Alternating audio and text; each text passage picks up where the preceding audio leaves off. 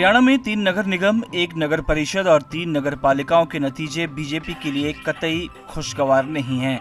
जो शहरी voter BJP का कोर वोटर माना जाता था, वही उसकी झोली से खिसकता नजर आ रहा है, क्योंकि बीजेपी को जिस तरीके से हार का सामना करना पड़ा है, उसकी उम्मीद बीजेपी ने बिल्कुल नहीं की होगी।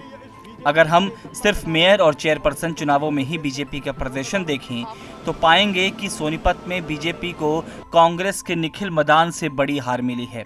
अंबाला में छोटी मानी जाने वाली जन चेतना पार्टी शक्ति रानी शर्मा से उसे हार मिली है। हालांकि पंचकुला में उनके उम्मीदवार कुलभूषण गोयल जरूर जीतने में कामयाब रहे हैं। इसके अलावा रेवाड़ी नगर परिषद में बीजेपी अपनी चेयरपर्सन बनाने में कामयाब हुई, लेकिन यहां उसे 31 में से 24 वार्ड में हार का सामना करना पड़ा। लेकिन बात इतनी भर नहीं है। धारूहेड़ा और उकलाना नगर पालिका में बीजेपी की सहयोगी जेजेपी चेयरपर्सन चुनाव लड़ रही थी, जो दोनों सीटें वो निर्दलीय उम्मीदवार से हारी, और सापला में बीजेपी के चेयरपर्सन उम्मीदवार को एक निर्दलीय ने हराया। सबसे बड़ी हार बीजेपी को सोनीपत में मिली है, जहां से कांग्रेस के युवा नेता निखिल मदान मेयर बने हैं। जब से सोनीपत नगर निगम बना है, पिछले 6 सालों से सोनीपत के अंदर नगर निगम के चुनाव ही नहीं हुए। ये हमारे सोनीपत का एक दुर्भाग्य है। और सोनीपत के अंदर अगर मैं बात करूं, सिर्फ और सिर्फ विकास के मुद्दे हैं।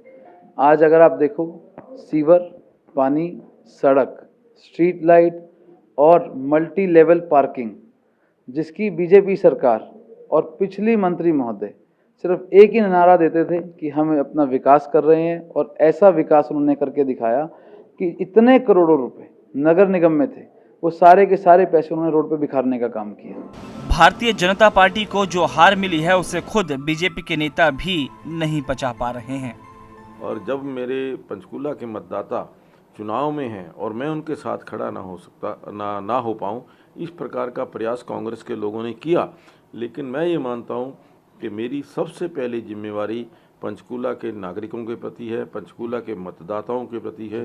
पंचकूला के नागरिकों के सुख दुख में रहना, ये मेरी प्राथमिकता है, और उसके अंदर मैंने काम किया है। आप क्या मानते हैं कि कृषि कानून का कुछ क्षेत्र वार में, जैसे उकलाना हो, सोनीपत सांपला हो या सोनीपत का चुनाव हो, इनमें हुआ है और यहाँ पे भी कोई असर रहा है इसका? नहीं, देखिए, यहाँ पर इस प्रकार का कोई असर कहीं भी देखने को नहीं मिला। हाँ, लेकिन सोनीपत, उकलाना वगैरह की, जो सांपला वगैरह की यहाँ पे है, इसके अंदर समीक्षा करेंगे कि क्या कारण रहा है, क्या इसके अंदर किसान आंदोलन का भी कुछ अंश रहा है या नहीं रहा है, क्या रणनीति के अंदर कहीं गलती हुई है, ये समीक्षा का विषय। भारतीय जनता पार्टी को मिली इस हार के कई मायने और कई फैक्टर हैं। इस पूरे चुनाव में किसान आंदोलन की छाप साफ नजर आई है। बीजेपी से ज्यादा जेजेपी को किसानों के गुस्से का सामना करना पड़ा है, क्योंकि बीजेपी के साथ गठबंधन के बाद भी वो जहां जहां चेयरपर्सन का चुनाव लड़ी है, वहां हार गई। भूपेंद्र सिंह हुड्डा अपना गढ़ बचाने में न सिर्फ कामयाब रहे, बल्कि उनके प्रत्याशी ने बड़ी जीत दर्ज की है।